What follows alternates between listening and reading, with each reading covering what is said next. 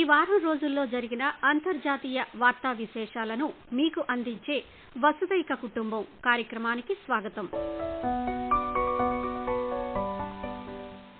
భారత్ పొరుగు దేశమైన బంగ్లాదేశ్లో సమ్మిళిత సనాతని జ్యోత్ సంఘం నాయకులు చిన్మయ్ కృష్ణదాస్ బ్రహ్మచారిని దేశద్రోహం ఆరోపణలపై అరెస్టు చేయడంతో గత కొద్ది రోజులుగా ఆ దేశంలో ఆందోళనలు వ్యక్తమవుతున్నాయి. చిన్మయ్ కృష్ణదాస్ కు అక్కడి న్యాయస్థానం బెయిల్ కూడా నిరాకరించడంతో ఆయన అరెస్టును నిరసిస్తూ రాజధాని ఢాకా, చిట్టగాంగ్ తదితర ప్రాంతాల్లో హిందువులు నిరసనలు చేపట్టారు. చిట్టగాంగ్ లాగ్బిడి మైదాన్లో అక్టోబర్ 25న హిందువులు నిర్వహించిన ర్యాలీ సందర్భంగా జాతీయ పతాకాన్ని అవమానపరిచారంటూ కృష్ణదాస్ మరో 18 మందిపై మాజీ ప్రధానమంత్రి ఖలేదా జియాకు చెందిన బంగ్లాదేశ్ నేషనలిస్ట్ పార్టీ బీఎన్పీ నాయకులు ఒకరు ఫిర్యాదు చేయడంతో చిట్టగాంగ్ పోలీసులు కేసు నమోదు చేసి కృష్ణదాస్ ను జ్యుడిషియల్ కస్టడీలో ఉంచారు. ఆయన అరెస్టు తర్వాత హిందువులు, ఇతర మైనారిటీలపై జరుగుతున్న బెదిరింపులు, దాడులను భారత్ బలంగా ఖండిస్తుందని విదేశీ వ్యవహారాల శాఖ ప్రతినిధి రణ్ధీర్ జైస్వాల్ పేర్కొంటూ, I would say that India has consistently and strongly raised with the Bangladesh government the threats and targeted attacks on Hindus and other minorities. The interim government must live up to its responsibility of protecting all minorities. We once again call upon Bangladesh to take all steps for the protection of minorities. పాకిస్తాన్లో ఆ దేశ మాజీ ప్రధానమంత్రి ఇమ్రాన్ ఖాన్ ను విడుదల చేయాలని demand చేస్తూ ఆయన మద్దతుదారులు చేపట్టిన ర్యాలీ హింసాత్మకంగా మారింది. పాకిస్తాన్ తెహ్రీకే ఇన్సాఫ్ పీటీఐ చేపట్టిన లాంగ్ మార్చ్ ను అడ్డుకునేందుకు ప్రయత్నించిన పోలీసులతో కార్యకర్తలు ఘర్షణకు దిగారు. ఈ ఘర్షణలో 6 ప్రైవేటు భద్రతా సిబ్బంది ప్రాణాలు కోల్పోయారు. 100 మంది గాయపడ్డారు. పీటీఐ శ్రేణులు నిరసనలు కొనసాగడంతో ప్రభుత్వం మంగళవారం రాజధాని ఇస్లామాబాద్ లో సైన్యాన్ని మోహరించి నిషేధాజ్ఞలు విధించింది. ఇమ్రాన్ ఖాన్ ను విడుదల చేసే వరకు ఇస్లామాబాద్ ను వదిలేది లేదని పీటీఐ పార్టీ స్పష్టం చేసింది. బలగాల కాల్పుల్లో తమ కార్యకర్తలు 2 ప్రాణాలు కోల్పోయారని, వందలాదిగా గాయపడ్డారని ఆ పార్టీ పేర్కొంది. ఇదిలా ఉండగా పాకిస్తాన్లో జరుగుతున్న పరిణామాలపై అమెరికా తీవ్ర ఆందోళన వ్యక్తం చేసింది. పౌరుల ప్రాథమిక హక్కులను, వ్యక్తిగత స్వాతంత్రాన్ని గౌరవించాలని ప్రభుత్వాన్ని కోరింది. అదే సమయంలో ప్రశాంతంగా నిరసనలు తెలపాలని ఆందోళనకారులకు సూచించింది. ఉత్తర ఆఫ్ఘనిస్తాన్లోని కుందుజ్ ప్రావిన్స్ లో శనివారం వరదల కారణంగా తీవ్ర ఆస్తి నష్టం వాటిల్లింది. ఇటీవల భారీ వర్షాల కారణంగా కుందుజ్ ప్రావిన్స్ లోని అలియాబాద్, ఖానాబాద్ జిల్లాల శివార్లలో ఆకస్మిక వరదలు సంభవించాయి. 370 నివాస గృహాలు పూర్తిగా ధ్వంసమయ్యాయని, 1100 ఎకరాలకు పైగా వ్యవసాయ భూములు ఈ వరదల కారణంగా దెబ్బతిన్నాయని అధికారులు తెలియజేశారు. ఇండోనేషియాలోని ఉత్తర సుమత్రా ప్రావిన్స్ లో పలు ప్రాంతాల్లో వరదలు, కొండచర్యలు విరిగిపడడంతో 27 మంది మరణించారని స్థానిక అధికారులు వెల్లడించారు. గత వారం నుండి ఉత్తర సుమత్రా ప్రావిన్స్ లో కుండపోత వర్షం కారణంగా 4 వేర్వేరు జిల్లాల్లో వరదలు, కొండచర్యలు విరిగిపడ్డాయని ఇండోనేషియా విపత్తు ఏజెన్సీ తెలిపింది. ఢిల్లీ సెడ్డాంగ్ లోని ఒక గ్రామంలో బుధవారం కొండచర్యలు విరిగిపడడంతో 7 మృతి చెందగా 20 మంది గాయపడ్డారు. తప్పిపోయిన వారి కోసం గాలింపు చర్యలు కొనసాగుతున్నాయి. అందులో ఒక మినీ బస్సు, ఇతర వాహనాల్లో చిక్కుకున్న వారి ఆచూకీ ఇంకా తెలియాల్సి ఉంది. చైనా వస్తువులపై అదనపు సుంకాలను విధిస్తామని అమెరికా అధ్యక్షుడిగా ఎన్నికైన డొనాల్డ్ ట్రంప్ చేసిన వ్యాఖ్యలపై చైనా స్పందించింది. అమెరికా ఓపియాడ్ సంక్షోభానికి తమను కారణంగా చూపే ప్రయత్నం చేస్తుందని చైనా పేర్కొంది. పెంటానిల్ ఉత్పత్తిలో ఉపయోగించే రసాయనాల అక్రమ రవాణాను నిలిపివేయాలని బీజింగ్ పై ఒత్తిడి తెచ్చేందుకు చైనా వస్తువులపై 10% సుంకం విధిస్తానని జనవరి 20న బాధ్యతలు చేపట్టనున్న డొనాల్డ్ ట్రంప్ సోమవారం ప్రకటించారు. వాణిజ్య భాగస్వాములపై ఏకపక్ష సుంకాలను విధించడం అమెరికా యొక్క స్వంత సమస్యలను పరిష్కరించదని చైనీస్ వాణిజ్య మంత్రిత్వ శాఖ ప్రతినిధి హే యాడోంగ్ ప్రతిస్పందించారు. అమెరికా ప్రపంచ వాణిజ్య సంస్థ నిబంధనలకు కట్టుబడి ఉండాలని, స్థిరమైన ఆర్థిక, వాణిజ్య సంబంధాలను పెంపొందించేందుకు చైనాతో సహకరించాలని ఆయన ఉద్ఘాటించారు. దక్షిణ అమెరికా దేశమైన ఉరుగ్వేలో ఇటీవల జరిగిన అధ్యక్ష ఎన్నికల్లో బ్రాడ్ ఫ్రంట్ కూటమికి చెందిన యమండు ఓర్సీ విజయం సాధించారు. అధికారిక ఫలితాల ప్రకారం నేషనల్ పార్టీకి చెందిన అల్వారో డెల్గాడోపై ఓర్సీ స్వల్ప మెజార్టీతో గెలుపొందారు. దేశానికి ఉత్తమమైన పరిష్కారాలను కనుగొనడానికి జాతీయ చర్చలకు తాను పదే పిలుపునిస్తానని, ఐక్యతను పెంపొందిస్తానని యమండు ఓర్సీ తన విజయ ప్రసంగంలో ప్రతిజ్ఞ చేశారు. ఈశాన్య ఆఫ్రికాలో ఉన్న సూడాన్ దేశంలో ఆర్థిక సంక్షోభాన్ని ఎదుర్కొనేందుకు ఐక్యరాజ్య సమితి మానవతా అధికారి టామ్ ఫ్లెచర్ మానవతావాద ప్రతిస్పందన ప్రణాళిక కోసం నిధుల సమీకరణకు ప్రయత్నాలు ముమ్మరం చేశారు.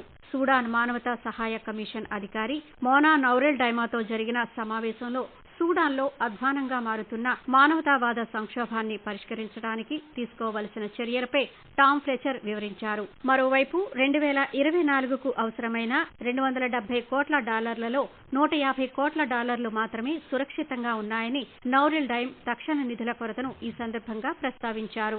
ఐక్యరాజ్యసమితి సమాచారం మేరకు ఏప్రిల్ 2023 నుంచి సూడనీస్ సాయుధ దళాలు ర్యాపిడ్ సపోర్ట్ ఫోర్సెస్ మధ్య జరిగిన సంఘర్షణతో సూడాన్ అస్తవ్యస్తమైంది. దీని వలన 27,120 మంది మరణించగా 1,40,00,000 మంది ప్రజలు వలస వెళ్లిపోయారు. పశ్చిమాసియాలో శాంతి పునరుద్ధరణకు చర్యలు ప్రారంభమయ్యాయి. లెబనాన్లోని హెజ్బుల్లా మిలిటెంట్ గ్రూప్ 14 నెలల యుద్ధానికి తెరదించే దిశగా ఇజ్రాయెల్ ముందుకొచ్చింది. ఇజ్రాయెల్ హెజ్బుల్లా కాల్పుల విరమణ ఒప్పందం బుధవారం అమల్లోకి వచ్చింది. తాత్కాలిక కాల్పుల విరమణ 60 రోజుల పాటు అమల్లో ఉంటుంది. దక్షిణ లెబనాన్ ప్రాంతాలను ఆక్రమించిన ఇజ్రాయెల్ సైన్యం ఈ 60 రోజుల్లో అక్కడ నుండి వెనక్కి మరలుతుంది. ఆయా ప్రాంతాలను లెబనాన్ సైతం తిరిగి స్వాధీనం చేసుకుంటుంది. ఒప్పందం ప్రకారం ఆక్రమణ కాలంలో ఆయా ప్రాంతాల్లో ఇజ్రాయెల్ దాడుల్లో ధ్వంసమైన హెజ్బుల్లా స్థావరాలను తిరిగి నిర్మించకూడదు. 14 నెలల కాలంగా సరిహద్దు వెంబడి యుద్ధం కారణంగా సురక్షిత ప్రాంతాలకు తరలిపోయిన ఇరు దేశాల సరిహద్దు ప్రాంతాల స్థానికులు మళ్లీ తమ స్వస్థలాలకు వచ్చి ధ్వంసమైన తమ ఇళ్లు, దుకాణాలను నిర్మించుకోవచ్చు. ఇదిలా ఉండగా ఇజ్రాయెల్ లెబనాన్ ప్రధానమంత్రులతో మాట్లాడానని, తాత్కాలిక కాల్పుల విరమణ శాశ్వతంగా ఉండిపోవాలని ఆశిస్తున్నానని అమెరికా అధ్యక్షుడు జో బైడెన్ వ్యాఖ్యానించారు. India global forum middle east Africa 2024 సదస్సు సోమవారం దుబాయ్లో ప్రారంభమైంది. భారతదేశం, మధ్యప్రాచ్యం, ఆఫ్రికాకు చెందిన నాయకులను లిమిట్లెస్ హారిజన్స్ ఇతివృత్తంతో ఏకం చేస్తూ 2 రోజుల ఫోరంను నిర్వహించారు. సాంకేతికత, ఆర్థిక స్థిరత్వం మరియు ఆవిష్కరణలతో సహా కీలక రంగాల్లో భాగస్వామ్యాన్ని బలోపేతం చేయడం ఇండియా గ్లోబల్ ఫోరం ఐజీఎఫ్ లక్ష్యంగా పెట్టుకుంది. ఐజీఎఫ్ గ్లోబల్ ఫోరం సందర్భంగా భారత వాణిజ్య పరిశ్రమల శాఖ మంత్రి పీయూష్ గోయల్ వీడియో సందేశం ద్వారా మాట్లాడారు. Congratulations to India Global Forum for showcasing India's boundless opportunities and strengthening global partnerships.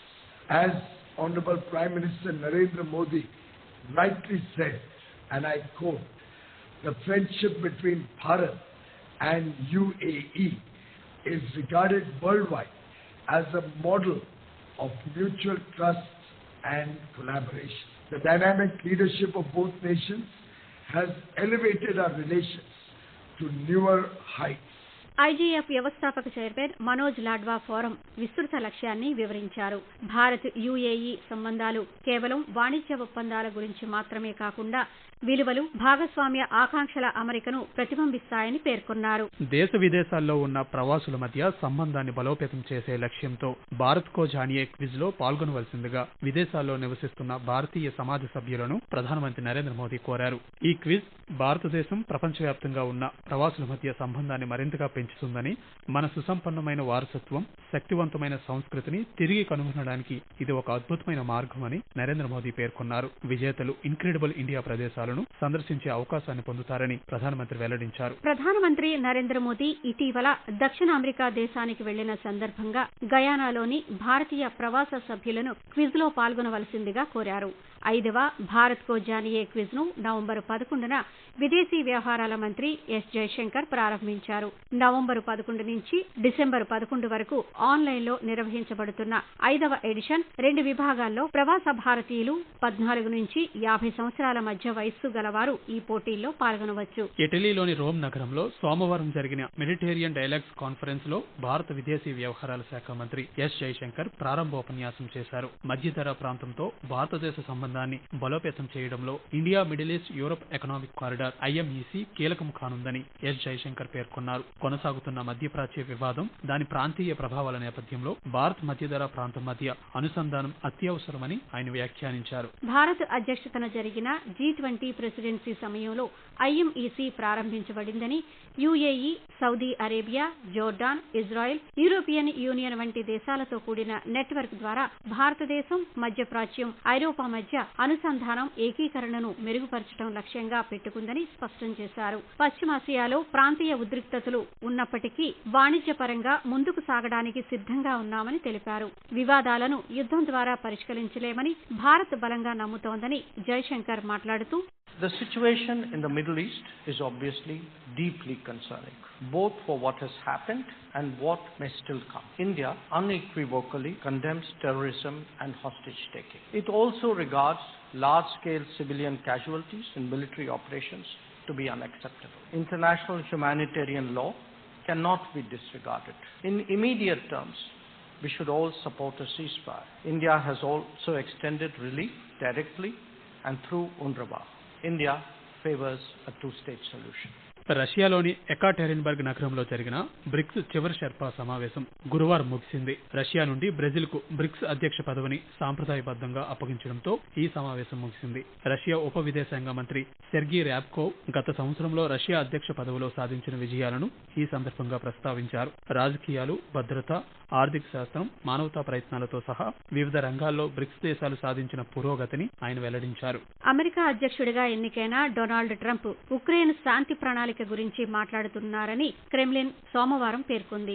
మరోవైపు జో బైడెన్ మాత్రం యుద్ధంలో ఉక్రెయిన్కు మరింత ఆయుధ బలగాన్ని సమకూరుస్తున్నారని, సంఘర్షణను పెంచడానికి ప్రయత్నిస్తున్నారని అన్నారు. ఇటీవల ట్రంప్ ఎంపిక చేసిన జాతీయ భద్రతా సలహాదారు మైక్ వాల్జ్ ఒక వార్తా సంస్థతో మాట్లాడుతూ రష్యా ఉక్రెయిన్ యుద్ధం తీవ్రతరం కావడంపై డొనాల్డ్ ట్రంప్ చాలా ఆందోళన చెందుతున్నారని అన్నారు.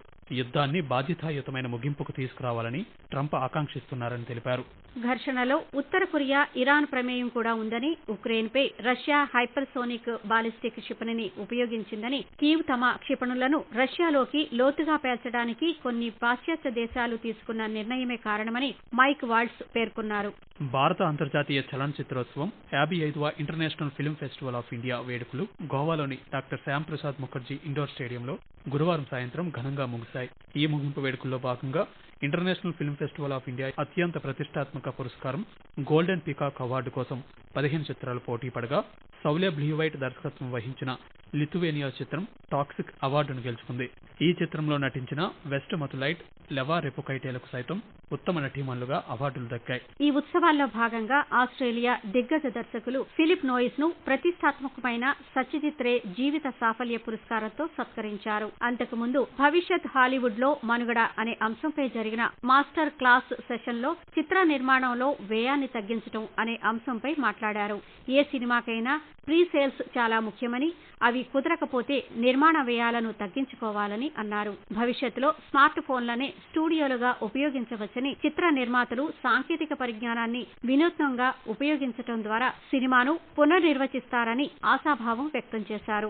పార్లమెంట్ సమావేశాల్లో భాగంగా విదేశాంగ శాఖ సహాయ మంత్రి కీర్తివర్ధన్ సింగ్ విదేశాల్లోని జైల్లో ఉన్న భారత మత్స్యకారుల వివరాలను వెల్లడించారు. పాకిస్తాన్లో 211 మంది, శ్రీలంకలో 141, బంగ్లాదేశ్లో 95 మంది ఉన్నారని తెలిపారు. అలాగే బహ్రెయిన్లో 37 మంది, సౌదీ అరేబియాలో 25 మంది, ఖతార్లో 4 భారత మత్స్యకారులు బందీలుగా ఉన్నారని స్పష్టం చేశారు. దౌత్య మార్గాల ద్వారా ఈ మత్స్యకారులను భారత్కు రప్పించేందుకు ప్రభుత్వం చర్యలు తీసుకుంటోందని కేంద్ర మంత్రి వివరించారు. ఆస్ట్రేలియాలో 16 ఏళ్లలోపు పిల్లలు సోషల్ మీడియా వినియోగాన్ని నిషేధించే బిల్లును ఆస్ట్రేలియా ప్రతినిధుల సభ బుధవారం ఆమోదించింది. దీనిని అతిక్రమిస్తే $3.3 కోట్ల వరకు జరిమానా విధిస్తారు. ప్రధాన పార్టీలన్నీ బిల్లుకు మద్దతు ఇచ్చాయి. వయోపరిమితుల అమలుకు సామాజిక మాధ్యమాలకు ప్రభుత్వం 1 సంవత్సరం గడువిచ్చింది. ఆ తర్వాత నుంచి జరిమానాలు విధిస్తారు. ప్రతిష్టాత్మక బోర్డర్ గవాస్కర్ ట్రోఫీలో భారత్ శుభారంభం చేసింది. 5 టెస్ట్ మ్యాచ్ల సిరీస్ లో భాగంగా ఆస్ట్రేలియాలోని పెర్త్ వేదికగా జరిగిన తొలి టెస్ట్ మ్యాచ్ లో 295 పరుగుల తేడాతో భారత్ భారీ విజయం సాధించింది. తదుపరి మ్యాచ్ డిసెంబర్ 6వ తేదీన అడిలైడ్ వేదికగా జరగనుంది. ఇప్పటి వరకు మీరు ఈ వారం రోజుల్లో జరిగిన అంతర్జాతీయ వార్తా విశేషాలను మీకు అందించే కార్యక్రమం వసుదైక కుటుంబం విన్నారు. వ్యాఖ్యానం డివి సత్యనారాయణ, పి సుధా. సమర్పణ ప్రాంతీయ వార్తా విభాగం, ఆకాశవాణి విశాఖపట్నం కేంద్రం. వెలువడింది ఆకాశవాణి విజయవాడ కేంద్రం నుండి.